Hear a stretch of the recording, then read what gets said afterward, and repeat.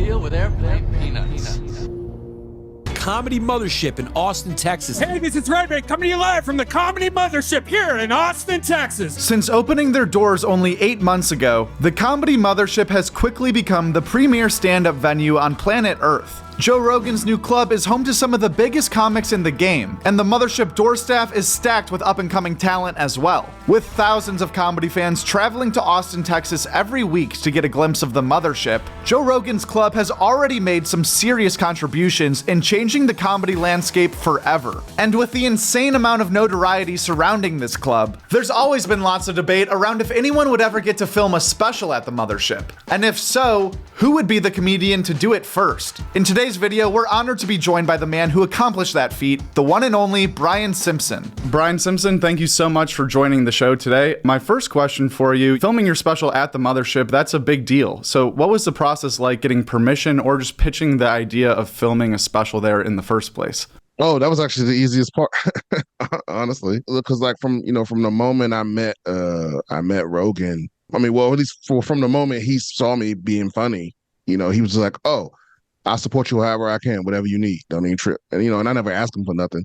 But then I was like, hey, I want to film my special here. And he was like, yeah. I know that you filmed a special for Netflix. So were there any differences recording your special at the Mothership or recording your stand-up half hour on Netflix as far as constraints or freedoms with the entire process? Well, yeah, because the half hour is not, those were produced by Netflix. God damn it, Millie. Okay. All right. There's a lot less input in terms of, the look and the feel, and, you don't have a lot of input in terms of the way the set is set up and the lighting and none of that stuff. Was it fun to film your special in your home club that you're used to being on that stage? I know some guys will go to a different place on the road and pick a city that maybe they haven't played before. So, I mean, I don't know. I mean, this is my first hour special, so I don't have any other thing to compare it to. But yeah, I would imagine there's something to that. Just filming, somewhere where you're comfortable, even though, the room didn't look anything like it normally looks. They changed it so differently. Like, you'll see when it comes out, you'll be like, this doesn't even look like the same place. Have you decided where and when you plan to release it? No. The big dogs get to pick their date. I gotta get in where I fit in. So it's a lot of people on the horizon, and so I have to wait till some certain other people decide when theirs is going to be released. So the Austin comedy scene as a whole has been exploding, obviously, over the past few years. As being a part of that, a key component in that, where do you see the Austin comedy scene 20 years from now? Honestly, I think people are going to look back to now as the beginning of something. I think just comedy in general is changing right now because the culture is shifting so rapidly, and that's so much about what comedy is relevant. And I think you're going to see here in the next 4 or 5 years, like, all that bullshit gonna get put to the wayside, and the real shit is gonna shine through. I think that's why it's really popping right now too, and I think people are just getting more and more tired of the bullshit too. I completely agree. Filming, like we said before, filming at the Mothership for your special, that's a really cool thing. Are there any other plans for comedians to be filming specials at the Mothership, or was this just your idea that you thought of first and then executed? Because it seems like something people would want to replicate. There's a handful of other people who I know are filming theirs, but I don't know if I can say. Okay. But yeah, it's definitely gonna. And I think when mine comes out, if it's well received, I think it's gonna turn into it's gonna open the floodgates, because it's a great place to film. Did you do anything different? Like the stage design, you said is a little different, but the people that were in the room, was that just a regular August 27th at the Comedy Mothership where it was just tourists and just regular people in there, or were you promoting to your audience, come see my special get filmed here? It's hard to tell, man, because the weekends at the Mothership just sell out every time, so it's hard to say whether they were Mothership fans or Brian Simpson fans, but I'll take them. I think most Mothership fans are probably Brian Simpson fans too once they go in there. At a certain point, you're just like, I saw Roast Battle a few times because I just want to get into the Mothership, so let me get tickets to whatever they have available. And sometimes that was Roast Battle, sometimes that was Someone and Friends and whatever. And people are just excited to go into this building to see jokes, which I feel like is very rare. Oh yeah, it's awesome. I mean, if you're a comedy fan, you have to come to the Mothership at least once. Yeah. 100%. I think that's what a lot of people are doing.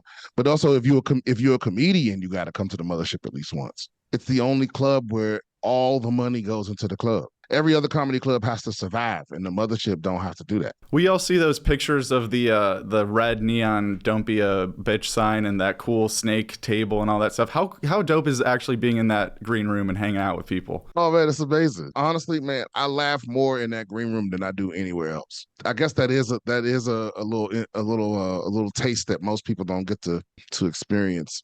But no, it's amazing. It's one of the nicest green rooms I've been in, for sure. All right, well, last question for you here, Brian. I really appreciate your time today. Is it true that you have a special pair of Crocs that you only wear on stage, and were those featured at all in the special? Well, you know what's funny? That used to be true. No, let me rephrase that. That is true now. I used to wear my Crocs to the club and then change into shoes before I went on stage, and change back in the Crocs. And then I think it was Andrew Schultz that was like, "Why don't you just wear the Crocs on stage? That's what you want to do." Yeah. You know, because he asked me why do you do that? And I'm like, "Oh, because the shoes hurt my feet. I got."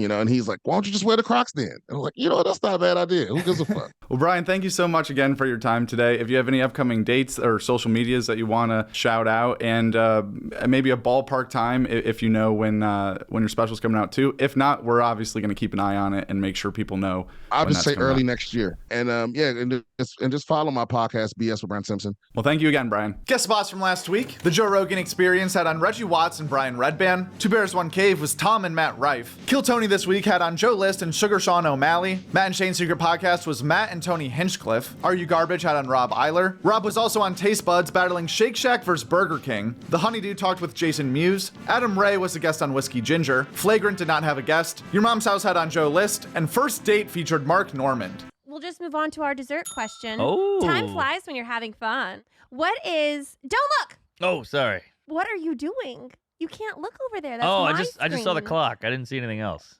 And I saw a red flag. But we already knew that was a thing. I love my little cheat screen over there. Oh, yeah. They love me. They help me. That's what I call Pornhub. A cheat screen.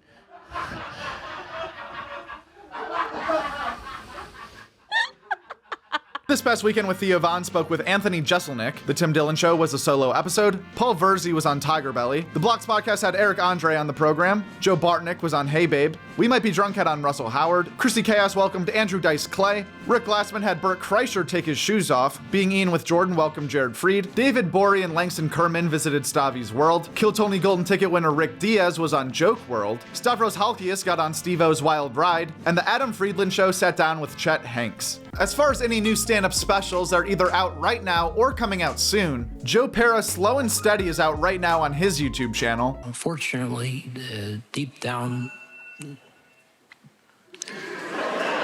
It's okay, don't sweat it. We'll reset it.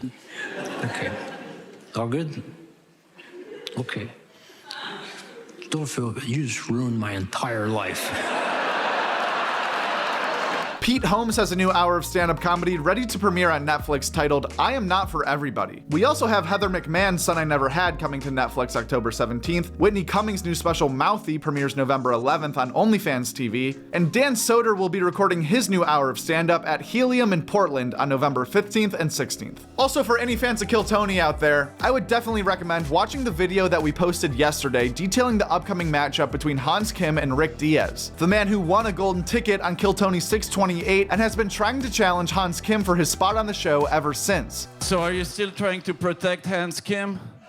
Oh my God. You literally are leaving the United States of America next week. Yes, sir. And you have one more Monday left in town. One more Monday to take a man's job.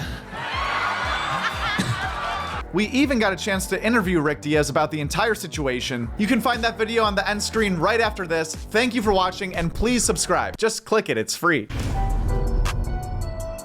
At Joke World. That's it, at Joke World. And the world is WRLD. That's a great YouTube channel, Joke World. Check it out.